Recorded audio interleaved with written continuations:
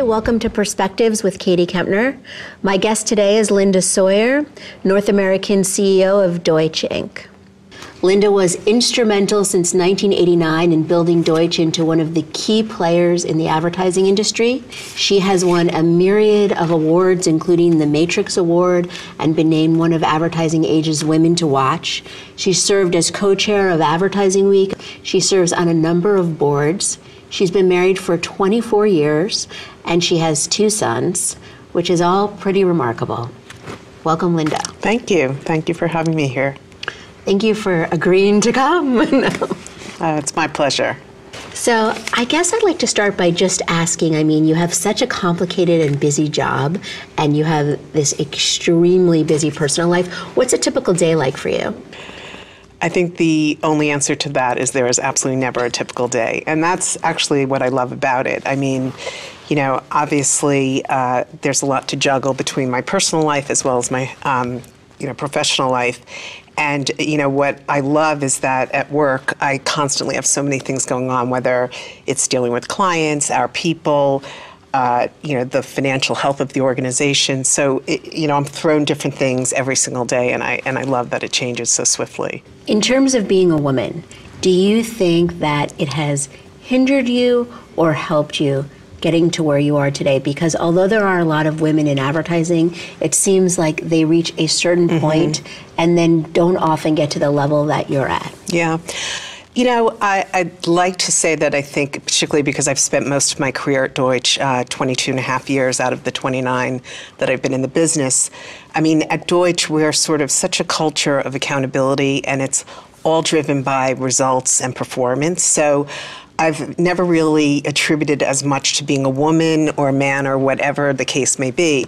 Having said that, I do think women, not all women, but certain natural qualities of women tend to be very collaborative, very nurturing, think very great intuition about people. So I think in that regard, those qualities have really helped be a good manager over the years. So one of the things that I'm very interested in is mentorship. And you're talking about qualities in a woman that help her get to the top. How do you feel about mentorship at Deutsch? Does it play an important role in the culture of the agency?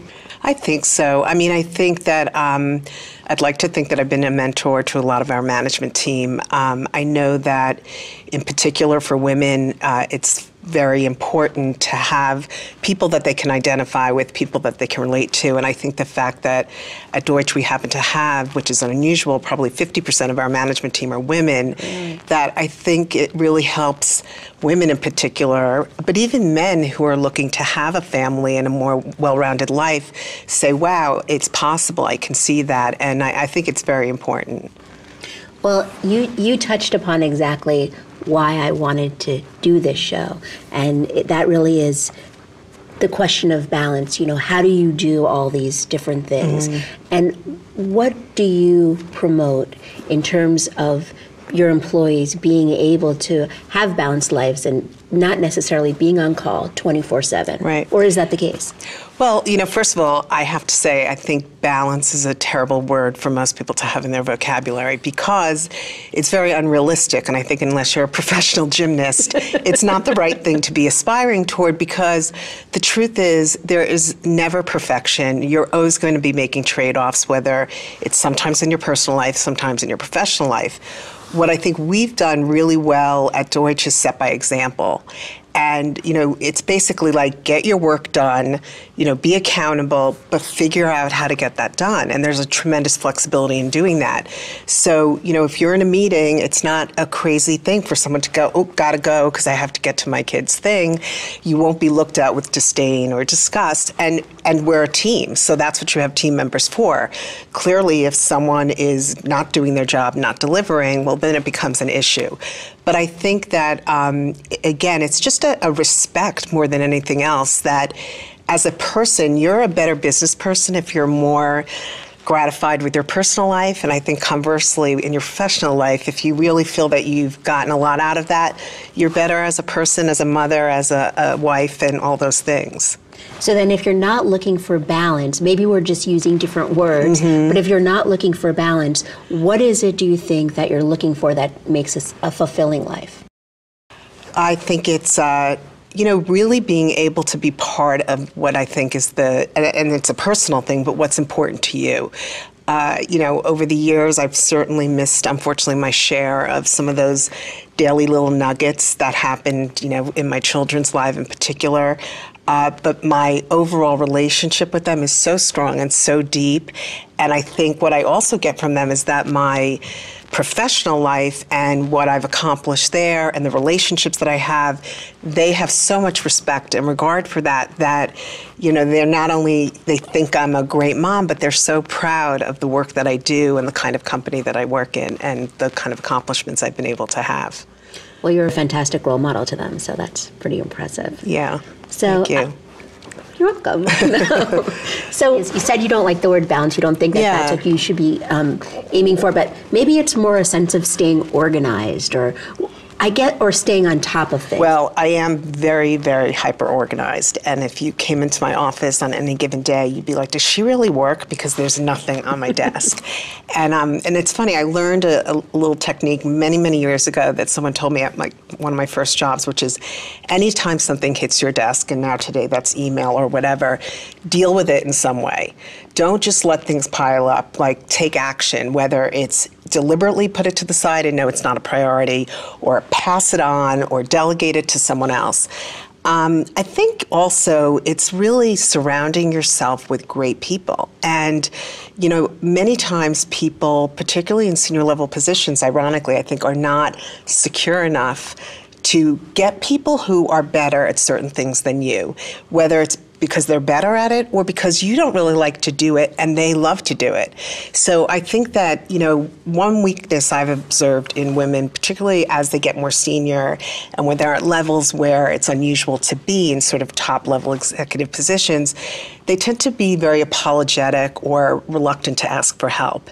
And I think asking for help is a sign of strength, and that everyone needs help, and you need that teamwork, and especially if you are trying to have a personal and professional life, it's the only way you can do it. So you really have to do it. The other thing I always say is, and sort of it's an organization thing, but you really have to prioritize, what's important to you, what really needs your involvement. I mean, I always believe that if you're a good communicator and you create an environment, whether at home or in the workplace, where it's a sort of the spirit of transparency, where people come to you with good or bad news, you feel like you can impact it at the right times. So I think and I'm a control freak like everyone else, but you cannot micromanage every situation, and you have to know actually where you're going to really contribute. And the fact of the matter is, if you're trying to be involved in everything, you're going to be spread too thin, and you're really not going to be effective really at anything. So that's actually fantastic advice, and it goes for your work life and your personal life, doesn't it? Absolutely. I mean, you can't do everything, and I think you have to pick your spots and, know that you can be super effective, and the things that are going to be the greatest return on your investment of time. I mean, it really boils down to that. I think also, multitasking is really critical. And I think in that multitasking comes a little bit of a prioritization. So those things that, while you're doing that juggling, one ball might be a little heavier and bigger that you have to pay attention to. But you've got to be able to do that. Otherwise, you can't get everything done. So we're talking about lists. And one of the things that happens to me a lot, and I know that this happens to a lot of other women, I don't know if it happens to you or not, is I wake up in the middle of the night and I make these lists in my head of everything I have to remember to do as soon as I wake up in the morning. Of course, I fall asleep, remember nothing that I have had on my mental list. But I was wondering, is there anything that keeps you up at night? Of course there is. I mean, first of all, it's funny you say that because I actually find I solve a lot of problems in my sleep, but then I wake up and I'm like, you solved it, but I can't remember what I solved. So that's pretty funny. But no, of course, I have responsibility at the end of the day for, at work, over 1,000 people and, their livelihoods. And I take, tremendous pride, but also responsibility in that. So, I feel that there's certainly many nights that, I'm concerned about any kind of business things and just wanting to make sure that we're always poised to be as good as we can. So I'd say that's the thing. And then, of course, everybody has things with their children and I worry about that. But, the good news is I don't know if it's experience or seasoning or maturity, but I feel that there is really a solution to every problem or situation. And so I am no longer panicked by anything. I mean, and people often say, how do you seem so calm? And it's like, I know we'll get there. And quite frankly, sometimes it's a better solution than the obvious one. So I think it's experience. A lot of it is experience. And also, I think when you work with really strong people, you're well armed to face those challenges. So if you were talking to somebody that was starting out or maybe was somewhere in, one of your 1,000 employees that's somewhere in the middle of the ladder, and you had something that you could tell them in terms of figuring out the balance in their life, what would you tell them?